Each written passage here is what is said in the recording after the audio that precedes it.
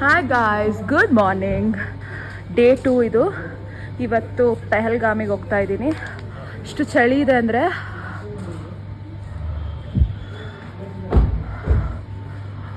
-1 ಇತ್ತು ನಾನು ನೋಡಿದಾಗ. ಕರೆಂಟ್ ಸ್ಟೇಟ್ ನಾನು ನೋಡಿಲ್ಲ. ಸೊ ಇವತ್ತು ಪೆಹಲ್ಗಾಮ್ನ ಎಕ್ಸ್ಪ್ಲೋರ್ ಮಾಡ್ತಾ ಇದ್ದೀನಿ. ಕಮ್ ಲೆಟ್ಸ್ ಗೋ. ಬಟ್ಟೆ ಎಷ್ಟು ಲೇಯರಿಂಗ್ ಮಾಡಿದ್ದೀನಿ ಅಂದರೆ ಐ ಕಾಂಟ್ ಇವನ್ ಸೇ. ಒಂದು ಥರ್ಮಲ್, ಅದ್ರ ಮೇಲೆ ಒಂದು ಟಾಪ್, ಅದ್ರ ಮೇಲೆ ಇದು ಉಲ್ಲನ್ ವೇರ್ ಮತ್ತು ಥರ್ಮಲ್, ಮಸ್ಟ್ ಆ್ಯಂಡ್ ಶುಡ್ ಇಲ್ಲಿ. ಇಲ್ಲ ಅಂದರೆ ತುಂಬ ಚಳಿ ಆಗುತ್ತೆ. ಇವಾಗ ಇನ್ನೊಂದು ಮೇಲೆ ಒಂದು ಜಾಕೆಟ್ ಹಾಕ್ತಾಯಿದ್ದೀನಿ. ಫೈನಲ್ ಲುಕ್ ತೋರಿಸ್ತೀನಿ. ಇವತ್ತು ಫುಲ್ ಎಕ್ಸ್ಪ್ಲೋರಿಂಗು. ಸ್ನೋಫಾಲ್ ಆಗ್ತಾಯಿದೆ ಅಂತ ಪೆಹಲ್ಗಾಮಲ್ಲಿ. I am really excited to see the snowfall.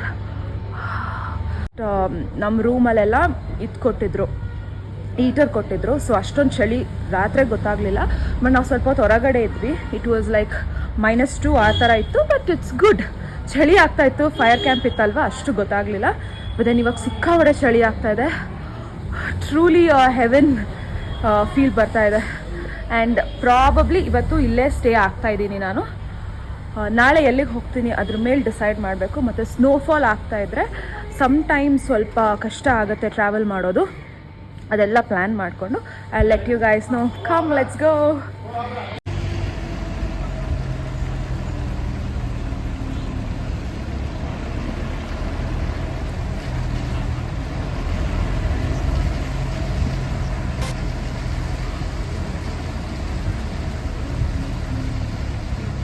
ಹೋಗೋಕ್ಕಾಗಲಿಲ್ಲ ಅಂದರೆ ಸೋಲ್ಮಾರ್ಗಿಗೆ ಹೋಗೋಕ್ಕಾಗಲಿಲ್ಲ.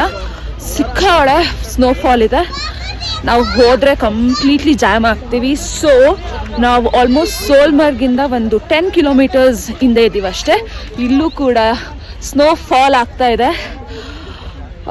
ಟೆಂಪ್ರೇಚರ್ ಬಂದು -3 ಇದೆ.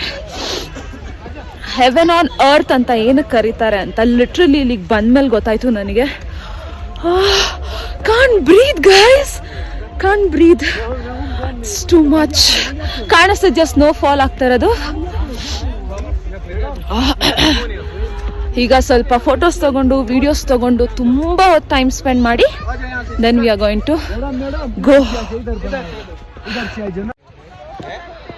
ಸ್ನೋಫಾಲ್ ಜಾಸ್ತಿ ಆಗ್ತಾ ಇದೆ. -4 ಇವಾಗ.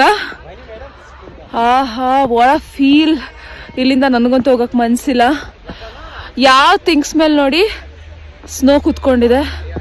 It's very very beautiful.